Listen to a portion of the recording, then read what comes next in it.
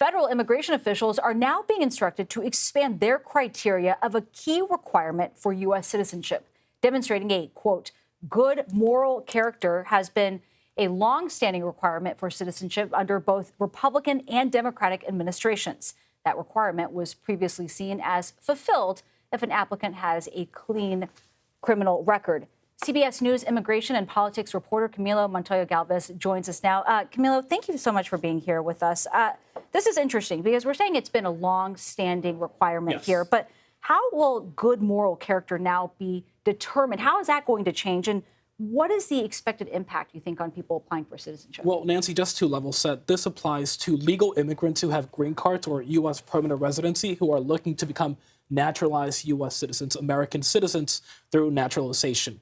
And what we know is that historically, this good moral character question has been generally satisfied on the grounds that somebody who is applying for American citizenship does not have a violent record, any DUIs on their record, or any disqualifying conduct that is outlined in U.S. immigration law, which also includes drug offenses, for example. But now the Trump administration is seeking to expand what actually counts as a good moral character. And they are now going to be taking what they call a more holistic assessment of that question.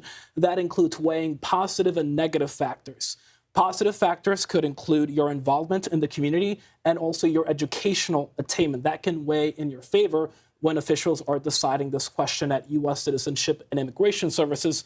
But importantly, these officials will also weigh negative factors that the agency concedes, Nancy, can be technically legal and lawful, but in their words, inconsistent with civic responsibility. What does that mean? Yeah, right, well, exactly. That could include actions, according to the agency, like repeat traffic infractions and aggressive solicitation. So that could potentially expand the grounds for officials to cite different reasons to deny citizenship applications. What has the response to this been like? Well, the Trump administration is arguing that this is a necessary step, Nancy, to restore integrity to a U.S. immigration system that it believes has been too lax, too generous under Democratic administrations, including under former President Joe Biden, and that it needs to implement more stringent measures to prevent fraud and other national security concerns.